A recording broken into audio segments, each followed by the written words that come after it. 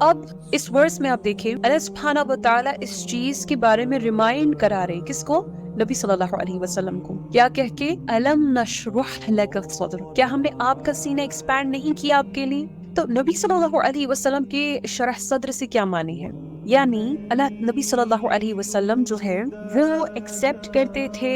ہر طرح کے حکم کی اللہ تبارک و تعالیٰ کو، یعنی قدر ہم مانے، اور قدر ہمیں معلوم ہے وہ دو طرح کی ہے، ایک تو کونی اینڈ سیکنڈ از شرعی، کونی شرعی۔ کونی یا ہم جو اس کو اس طرح سے کہتے ہیں کونی قدر، اس کے معنی یہ ہے کہ ایک انسان کی جو قدر میں لکھا گیا ہے اس کے ساتھ کیا ہونا ہے، اس کی لائف میں کیا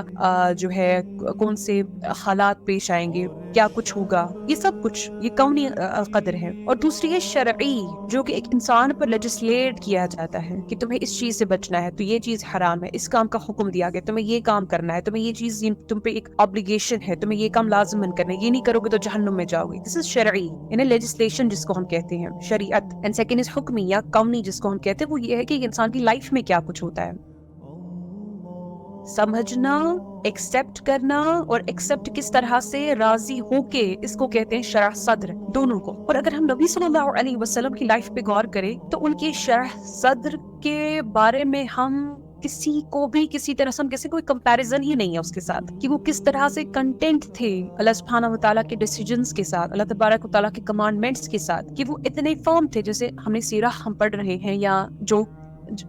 جس کو نالج ہے سیرہ کے بارے میں، ہمیں معلوم ہے نبی صلی اللہ علیہ وسلم کی لائف میں کس طرح کے سرکمسٹینسز پیش آئے ہیں، ان کی ہر ٹائم پہ، ان کے ہر لائف کے سٹیپ پہ ان کے ساتھ کس طرح کے انسیڈنٹس پیش آئے ہیں۔ ابھی پیدا نہیں ہوئے تھے، آرفن ہو گئے، پیدا ہونے کے بعد کچھ سال کے بعد والدہ کی وفات، دین دادا کی وفات، دین چچا، اس کے بعد وائف، اس کے بعد وہی لوگ جو ان کے ساتھ رہ رہے تھے، جو ان کو امیر و صادق کہہ رہے تھے، انہوں نے دھتکارا، انہوں نے جھوٹا کہا، انہوں نے ان کو جو ہے کس طرح سے گالیاں دی۔ وہ کہیں دعوت کے لیے جاتے تو وہاں سے ان کو پتھر مار کے ان کو جو ہے لہو لہان کیا جاتا۔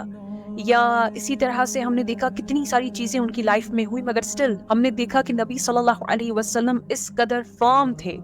کہ یہ اسٹرینگتھ، یہ فرمنس نہ صرف ان کے لیے تھی بلکہ وہ دوسروں کے لیے بھی سورس آف اسٹرینگتھ تھے۔ ایک تو ہوتا ہے کہ انسان خود میں بہت مضبوط ہو، اینڈ سیکنڈ از ایک انسان اتنا مضبوط ہے کہ دوسرے لوگ اس سے انسپائر ہو رہے ہوں، دوسرے لوگ اس سے وہ جو ہے وہ دوسروں کے لیے ایک سورس بن رہا ہے اسٹرینگتھ کا۔ اس کی مثال ہم دیکھتے ہیں صحابہ، جب ایک صحابی نے نبی صلی اللہ علیہ وسلم سے پوچھا متی نصر اللہ کی مدد کب آئے گی یا رسول اللہ، یعنی وہ بہت تنگ آ گئے تھے، وہ پرسیکیوشن جو ان کو کیا جاتا تھا، جو ٹارچر میں ان کو مبتلا کیا جاتا تھا، کی وجہ سے صحابہ اس قدر تنگ ہو گئے تھے کہ نبی صلی اللہ علیہ وسلم سے وہ بول اٹھے کہ متی نصر اللہ، کب آئے گی اللہ کی مدد، کہاں ہے اللہ کی مدد؟ تو نبی صلی اللہ علیہ وسلم جو آلریڈی اتنے جو ہے مطلب اتنا ان کو پرسیکیوٹ کیا گیا تھا مینٹلی، ایموشنلی، انفیکٹ فزیکلی بھی ہم نے بہت سے انسیڈنٹس دیکھے ہیں، انہوں نے ان کو کس طرح سے کہا کہ آپ سے پہلے جو امتیں تھیں، آپ سے پہلے جو نیشنز تھے، لوگ تھے، ان کو اتنا پرسیکیوٹ کیا گیا، اتنا ستایا گیا، حتی زلزلوا، یہاں تک کہ وہ شیک کیے گئے، ہلائے گئے،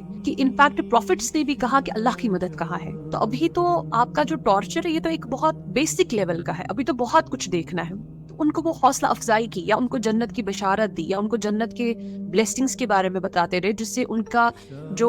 وہ ابھی تک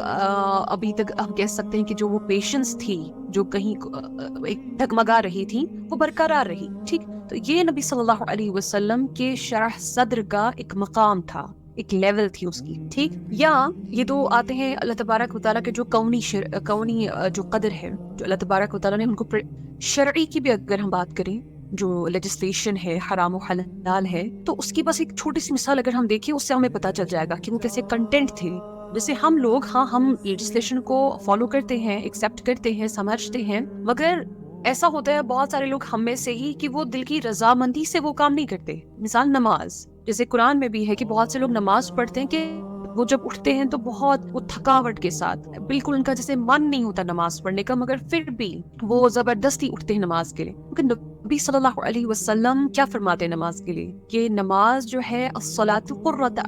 جو ہے عینی، کہ نماز میری آنکھوں کی ٹھنڈک ہے. تو دیٹ مینز اللہ تبارک و تعالیٰ کی جو obligation ہے وہ نبی صلی اللہ علیہ وسلم اس کو انجوائے کر کے ادا کرتے تھے، اس میں پلیجر ان کو ملتا تھا، مزہ ملتا تھا، اور وہ اس کی طرف دوڑتے تھے. انشاءاللہ ہم آگے وہ ورس پڑھنے والے ہیں کہ ہم دیکھتے ہیں کہ کیسے نبی صلی اللہ علیہ وسلم کے پیر وہ ان میں سوجن ہوا کرتی تھی، مگر سٹل نبی صلی اللہ علیہ وسلم اللہ سے ہم کلام ہونے کے لیے اتنے بےتاب ہو جاتے تھے کہ بالکل پورے دن کی جو تھکاوٹ کوئی چیز محسوس نہیں ہوتی تھی، اور اللہ کے سامنے اتنا لمبا قیام کرتے تھے کہ ایک ایک رکعت میں سورۃ البقرہ، سورۃ آل عمران، سورۃ النساء، یہ ساری صورتیں پڑھ لیتے تھے. بیکاز اللہ کے سامنے کھڑے ہو کر اللہ سے کانورس کرنا، اللہ کے ساتھ بات چیت کرنا، اس میں جو مزہ یا پلیجر، جو انجوائمنٹ ان کو فیل ہوتی تھی، اس وجہ سے وہ بالکل اس چیز سے ہٹ کر کوئی اور چیز کو اپنے لیے پسند نہیں کرتے تھے. تو یہ شرح صدر ہے کہ یہ نبی صلی اللہ علیہ وسلم کو اللہ تبارک و تعالیٰ ریمائنڈ کرا رہے کہ یہ ان کا کوئی خود کا کوئی اچیومنٹ ایک انسان کبھی نہیں کر سکتا. کوئی بھی انسان ہو، وہ اگر ثواب کر رہا ہے، وہ یہاں امپیکٹ اگر جنت میں بھی جائے، جیسے ہمیں حدیث میں ملتی ہے، نبی صلی اللہ علیہ وسلم فرماتے ہیں کہ جنت میں جانے کے لیے بھی ایک انسان کی ڈیڈ سفیشینٹ نہیں ہے، حتیٰ کہ اللہ کی رحمت اس میں ہو. جب اللہ کی رحمت اس میں شامل حال ہوتی ہے ہمارے ڈیڈز میں، تب جا کے ایک انسان جنت میں بھی داخل ہو سکتا ہے. اور پھر جب صحابہ نے پوچھا آپ بھی یا رسول اللہ صلی اللہ علیہ وسلم، انہوں نے کہا جی بالکل میں بھی، کہ میں بھی جنت میں تب تک داخل نہیں ہو سکتا جب تک کہ اللہ کی مشیت، اللہ کی رحمت، اللہ کی رضا اس میں نہ ہو. تو یہی چیز ہے کہ ہم دیکھتے ہیں کہ اللہ تبارک و تعالیٰ ان کو یہ ریمائنڈ کرا رہے کہ یہ ہم تھے جنہوں نے آپ کے سینے کو کھول دیا، یعنی آپ کے دل کو اس کی سمجھ، دین کا ایک کمپریہنشن، یا دین کو ایکسیپٹ کرنا، اس کی لیجسلیشن کو ایکسیپٹ کرنا، یا اسی طرح سے اس کو ایکسیپٹ کرنے کے بعد اس پہ کنٹینٹ رہنا، راضی رہنا. اور دین کے ساتھ ساتھ کیا اپنی قدر کے بارے میں بھی، آپ کی لائف میں کس طرح کے انسیڈنٹس پیش آئے، کس طرح کے واقعات پیش آئے، تو اس میں آپ اللہ کی قدر پہ راضی ہو. یعنی ہم جیسے کہتے ہیں رضیت بالقدر یا رب، میں اپنی قدر پہ راضی ہوں یا رب. تو یہ یہی ہے، راضی یہی ہے کہ آپ کوئی کویشچن نہیں کر رہے، in fact you are happy, more than happy کہ ہاں یہ میرے ساتھ ہو رہا ہے بیکاز اللہ نے ہونے کو جو ہے یہ دیا، یہ اللہ کی اس میں رضا جو ہے شامل تھی.